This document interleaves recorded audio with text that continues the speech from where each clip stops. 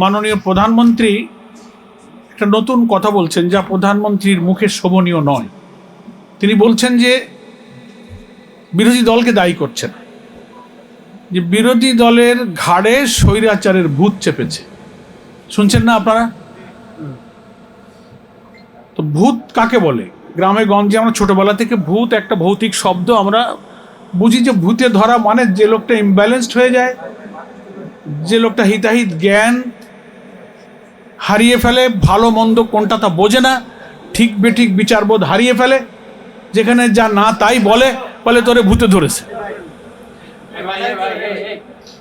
অবশ্য উনি নিজের কথার ব্যাখ্যা দিয়েছেন, যে বিরোধী দলকে কেন ভূতে ধরেছে তার ব্যাখ্যা দিতে গিয়ে বগুড়ার জনসভায় গিয়ে উনি বললেন যে আমরা যে জুলাই সনদ স্বাক্ষর করেছি আমরা অক্ষরে অক্ষরে বাস্তবায়ন করব, কিন্তু বিরোধী দল এ ব্যাপারে জনগণকে ভুল বোঝাচ্ছে এবং বিভ্রান্ত করছে। আমি ওনার কথা পরীক্ষা নিরীক্ষা করে দেখলাম, আর জুলাই সনদে রাজনৈতিক দলগুলোর যে অঙ্গীকার এবং পর্যায়ক্রমে জুলাই সনদের 17 অক্টোবর আমরা স্বাক্ষর করলাম, তারপরে নভেম্বর মাসের 13 তারিখে প্রেসিডেন্সিয়াল অর্ডার হলো, তারপরে 12 তারিখে ভোট হলো। এসব ধারাবাহিক কার্যক্রমে বিএনপি দেশের একটা বড় দল হিসেবে সব কার্যক্রমে কিন্তু শরিক ছিল।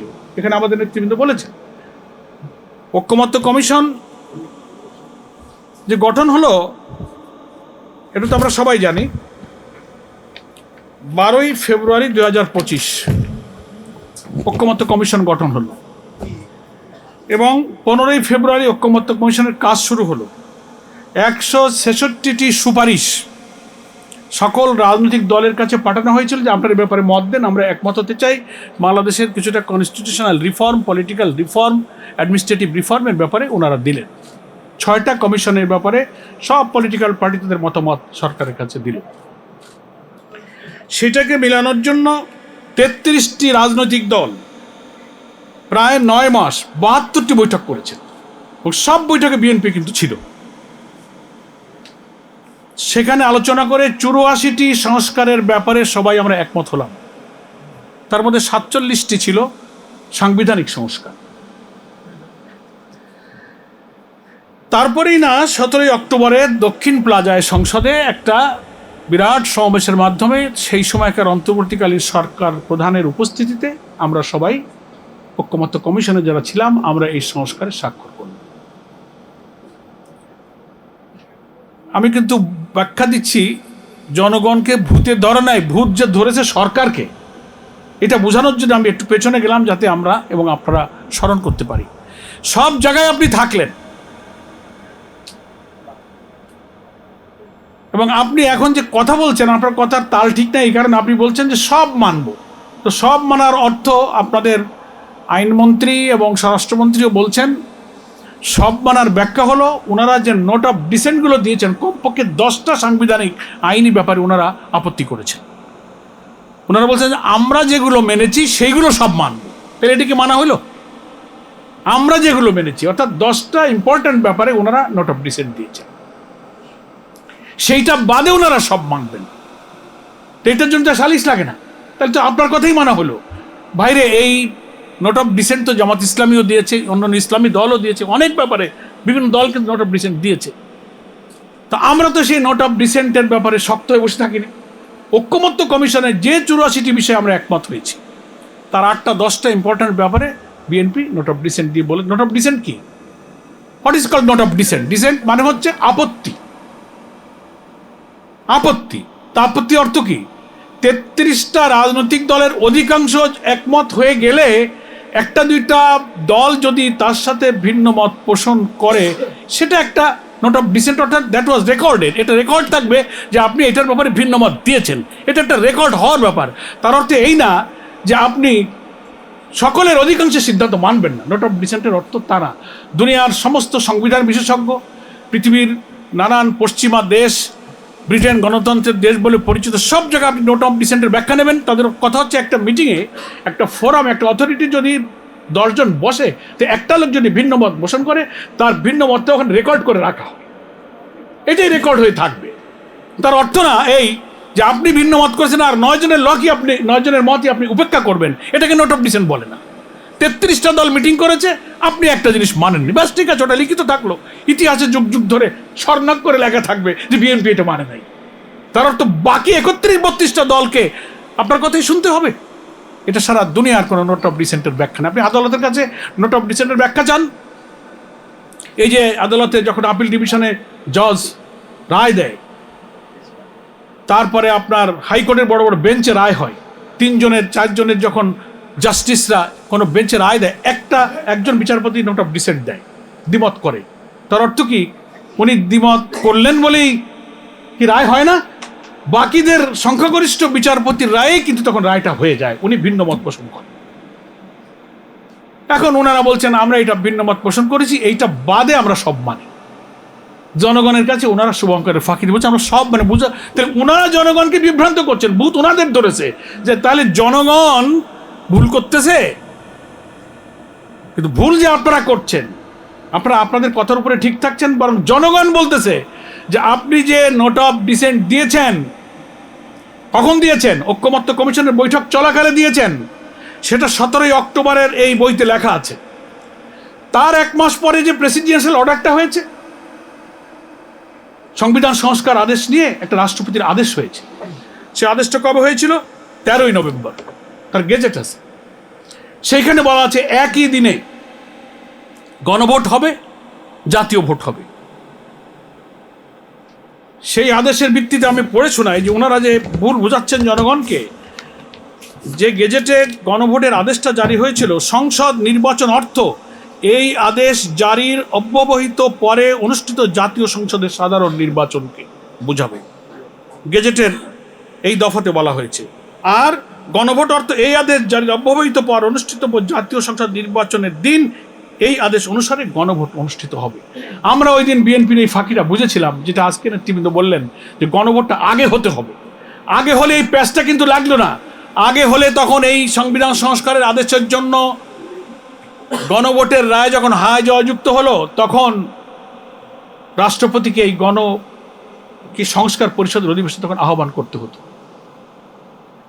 তারপরে এই জুলাই সনদের রায়টা আইনি ভিত্তি পেত, তফসিলে অন্তর্ভুক্ত হতো, তারপরে জাতীয় নির্বাচনে ভোটটা হতো, যারা মেজরিটি আসতো তারাই সরকার গঠন করত। ওনাদের মধ্যে এই অন্তরে ফাঁকি ছিল যে এটা আগে হইলে এই জটিলতা হবে, তখন সংবিধান সংস্কার পরিষদ গঠন হবে, বৈঠক ডাকতে হবে, জুলাই সনদ পাস হবে, তখন আমাদের আর কোনো পথ থাকবে না। এই জন্য ওনারা আগে কিন্তু এই গণভোটটা করতে দেন না। অথচ আমরা তখন 8 দল ছিলাম, জামাত ইসলামী সহ সবাই বলেছিলাম যে না, গণভোটটা আমাদের আগে করে নেন। আজকে প্যাচ লাগানোর জন্য ওনারা সবাই মিলে অন্তর্বর্তী সরকার যুক্তি দেখালেন, টাকা পয়সা খরচ হবে, 2 বার ভোট করার দরকার কি, একদিনে দেন। আমরা বলেছিলাম আগে দেন, তাহলে গণভোটের ব্যালটে কি কি বিষয় থাকছে জনগণ ভালো করে বুঝুক, দেখে শুনে তার মতামত দিন। সব নিয়ে গেলেন আপনারা একদিন। এখন ওনারা এই 8টা গুরুত্বপূর্ণ ইস্যুতে একমত নয় বলে ওইটা বাদ দিয়ে মানবেন, তো ওটা বাদ দিলে কি হয়? ওই কর্তৃত্ববাদী, ফ্যাসিবাদী, দুর্নীতিবাদ যে সরকারকে আমরা বিদায় করেছি, সংবিধানের গুরুত্বপূর্ণ 10টা সাংবিধানিক বিষয়ে ওরা আপত্তি করেছে। এবং এটা যদি এই জুলাই সনদে ঐক্যমত্য কমিশনও একমত হয়েছে, ওনারা বাদে আমরা একমত হয়েছি, এটা যদি না মানা হয় তাহলে এই সংস্কার, এই জুলাই সনদের কোনো মূল্য হবে না। আবার সেই রাষ্ট্র কিন্তু কর্তৃত্ববাদী ফ্যাসিবাদের দিকে যাবে। আমি সেই 10টা পয়েন্ট একটু বলি ছোট্ট করে, যে কী কী ওনারা মানছেন না। এই জুলাই সনদ যে প্রকাশিত বইটাতে আপনারা পাবেন, আমি শুধু পয়েন্টটা দিই।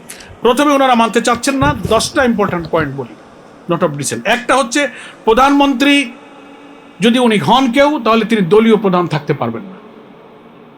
সবাই একমত হয়েছে, ওনারা এটা মানবেন, কারণ দলীয় প্রধান না থাকলে দলকে তো নিজের মত মতো গাইড করা যাবে, কর্তৃত্ব।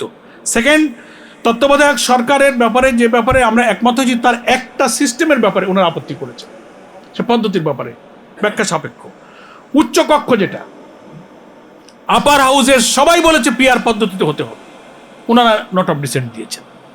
পিআর পদ্ধতি তো আমরা সবাই বুঝি, প্রপোর্শনাল রিপ্রেজেন্টেশন সিস্টেম, সংখ্যানুপাতিক পদ্ধতিতে।